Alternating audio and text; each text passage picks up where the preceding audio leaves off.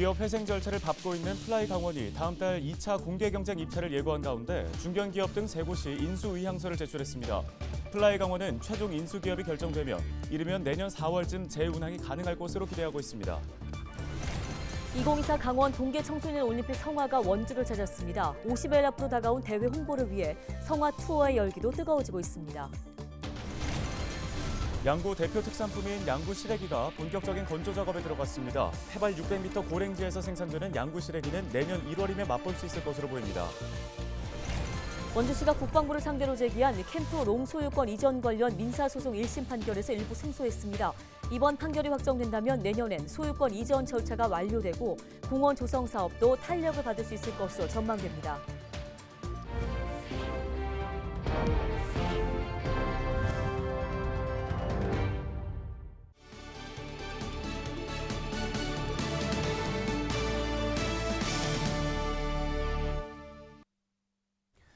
여러분 안녕하십니까? 헬로티비 뉴스입니다.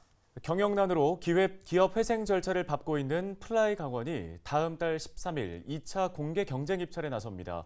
이미 2개 이상의 기업이 인수 의향서를 제출해 경쟁을 예고했는데요. 네, 플라이 강원은 일정대로 인수 기업이 최종 결정되면 준비 작업을 거쳐 이르면 내년 4월쯤에 재운항이 가능할 것으로 기대하고 있습니다. 보도에 최성식 기자입니다.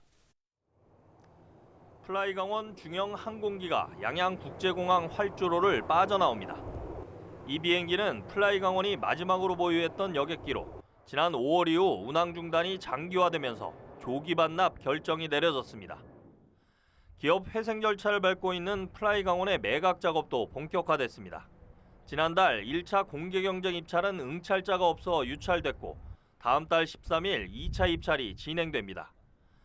매각 주관사가 지난 24일 인수의향서를 접수한 결과 2개 이상의 기업이 신청한 것으로 확인됐는데 또 다른 기업이 응찰할 가능성도 남아 있습니다. 다음 달 15일 최종 인수기업이 확정되면 기업 회생계획안을 작성해 법원에 제출하는 절차를 밟게 됩니다. 이번에 저희가 M&A를 전제로 한 회생 계획안이잖아요. M&A가 이렇게 이루어졌으니 이렇게 앞으로 운영을 하겠다. 기든 어떻게 정리하고 사업은 어떻게 하겠다라고 회생 계획안을 플라이 강원이 내는 거죠. 기업 인수합병을 거쳐 플라이 강원이 각종 채무 등을 해결하고 나면 항공사를 정상 운영하는 작업도 본격화됩니다. 기업 매각이 일정대로 추진된다면 플라이 강원은 항공기 재도입과 운항 준비 등을 거쳐 내년 4월쯤에는 재운항이 가능할 것으로 내다보고 있습니다. 문제는 플라이 강원을 인수한 기업이 거점 공항을 인천이나 김포로 옮길 수도 있다는 점입니다. 국토교통부 항공운송사업 면허 발급 조건은 3년간 거점 공항 유지였는데 이미 해당 기간을 채워 이를 막을 수 있는 장치도 없는 상황입니다. 다만 코로나19로 중단됐던 국제관광이 대부분 정상화됐고 양양공항이 지리적으로 러시아 동부나 일본 등과 가깝다는 점 등으로 인해 거점 공항을 그대로 유지할 가능성이 높다는 평가도 있습니다. 국제 행사들이 아무래도 관광과 연계된 그런 부분들을 프로그램으로 이렇게 활용할 수 있다라고 하면은 양양공항의 그 장점 그로 충분히 활용할 수 있지 않을까라는 생각을 해볼 수 있겠습니다. 실제 양양 제주 노선, 양양 일본 노선 등은 탑승률이 80% 이상을 기록했고 지자체 운항 장려금 등도 경영 안정성에 큰 도움이 됐습니다.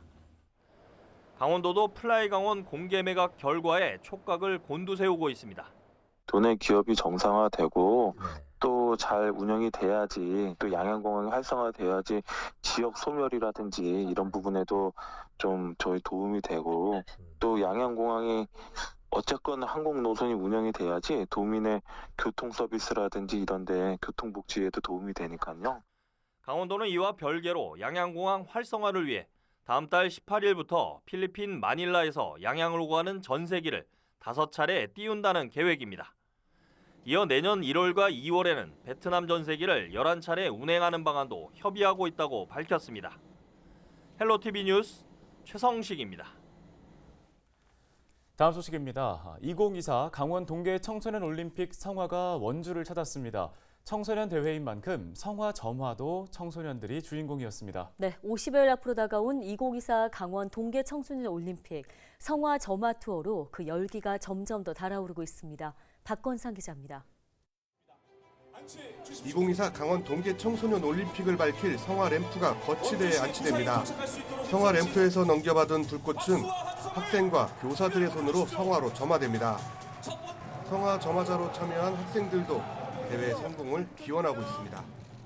이런 기회를 주셔서 정말 감사하다고 생각하고 있고 청소년 올림픽 대회 정말 크게 잘 성공되길 바랍니다.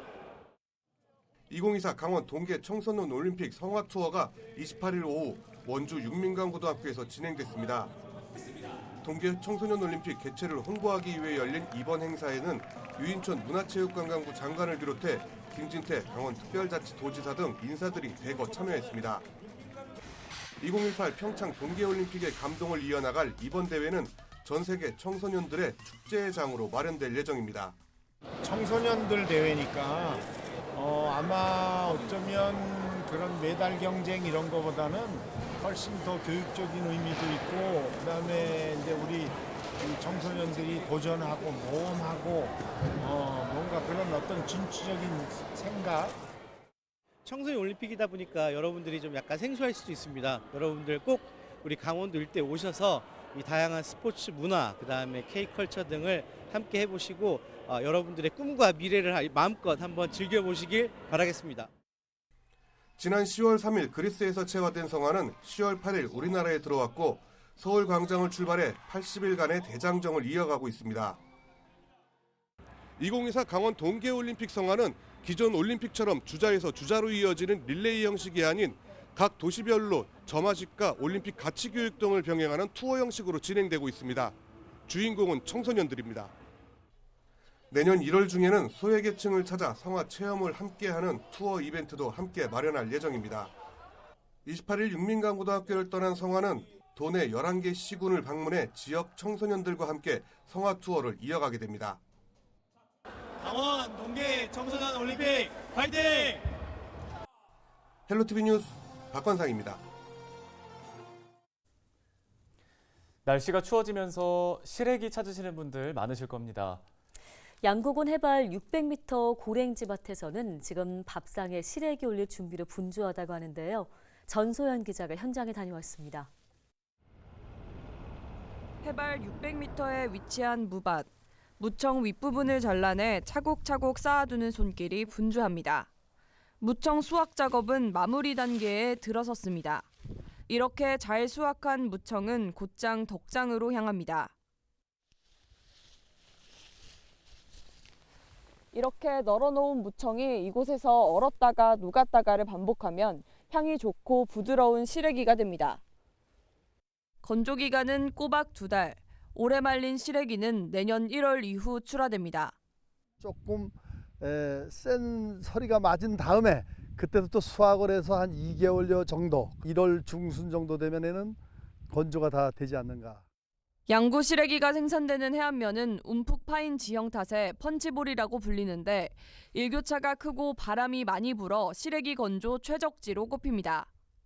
고랭지 지역에서 이렇게 아주 겨울에 찬 바람을 맞으면서 이렇게 자라기 때문에 굉장히 부드럽죠. 부드럽게 드실 수 있어서 그런 부분에서 굉장히 양구 펀치볼 시래기가 굉장히 유명한 이유가 될 수 있죠.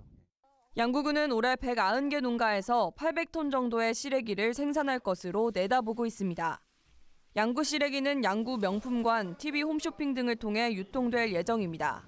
또 간편식을 선호하는 소비 흐름에 맞춰 개발한 레토르트 시래기와 시래기국 즉석식품도 출시됩니다. 겨울철 별미 시래기, 해발 600m 양구 해안면 덕장에서 소비자를 만날 준비를 하고 있습니다. 헬로티비 뉴스 전소연입니다. 원주시가 국방부를 상대로 제기한 캠프롱 소유권 이전 관련 민사소송 1심 판결에서 일부 승소했다고 밝혔습니다. 이번 판결이 확정된다면 내년도 감정평가를 거쳐 2025년 상반기에는 소유권 이전 절차가 완료되고 캠프롱에 추진 중인 공원 조성 사업 등도 탄력을 받을 것으로 기대됩니다. 원주시는 지난해 10월 캠프롱 소유권 이전에 따른 감정평가 기준 시점을 두고 국방부와 이견을 좁히지 못해 민사소송을 제기한 바 있습니다. 지난해 12월 강릉에서 12살 어린이가 숨진 차량 급발진 의심 사고와 관련된 민사소송이 28일 재개됐습니다. 춘천지법 강릉지원 민사 2부는 이날 사고 차량 운전자와 가족이 차량 제조사를 상대로 낸 손해배상 청구 소송 3차 공판을 진행했습니다. 운전자 가족 측은 이날 재판에 앞서 법원에 요청한 전문기관의 감정 결과, 사고 기록 장치와 음향 분석을 통해 변속 레버 조작이나 운전자 과실이 없었음이 확인됐다고 주장했습니다. 모든 것을 운전자가 입증해야 되는 대한민국 현실의 분노를 금할 수 없었고, 자동차를 만든 제조사가 입증 책임을 하도록 도연이법 개정이 반드시 이뤄져야만 이후 발생되는 급발진 사고 시 동일한 아픔과 고통을 겪지 않을 수 있습니다. 원고와 피고 측은 이날 공판에서 차량 제조 결함에 대한 공방을 이어갔습니다. 재판부는 피고 측의 전문기관 감정 결과에 대한 보완 감정을 받아들이고 내년 1월 30일 영상자료 검증과 전문가 증인 의견을 추가로 듣기로 했습니다. 강원특별자치도의회 재정효율화 특별위원회가 강원도형 배달앱 1단 시켜에 대한 감사원 감사를 청구했습니다. 재정효율화 특위는 강원도가 지난 2020년 1단 시켜 운영업체 선정 시 업체를 미리 내정한 뒤 공개 모집을 했다는 의혹을 제기했습니다. 2020년 6월부터 7월 사이 최문순 지사를 비롯한 도 관계자가 코리아 센터 측과 사전에 3차례 만난 것이 드러났습니다. 코리아 센터는 사업자 공모 전에 이미 사업자로 내정되었으며 공모 절차는 요식회계 행위에 불과하다는 강한 의혹이 제기되고 있습니다. 감사 실시 여부는 청구서 접수일로부터 한 달 이내에 결정됩니다.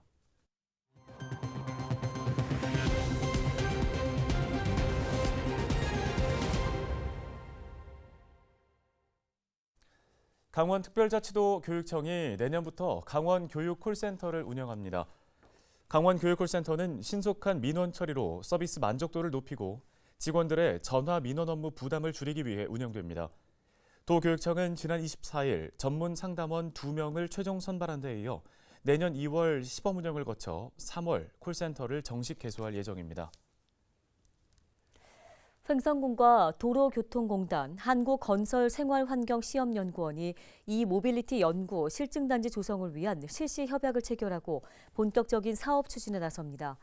이번 협약으로 실도로 기반 레벨4 자율주행 차량 운전 능력 평가 기술 개발과 전기차 배터리 안전성 평가센터 구축, 산악도로 기반 자율주행 실증 평가 인프라 구축 등의 사업을 시행합니다.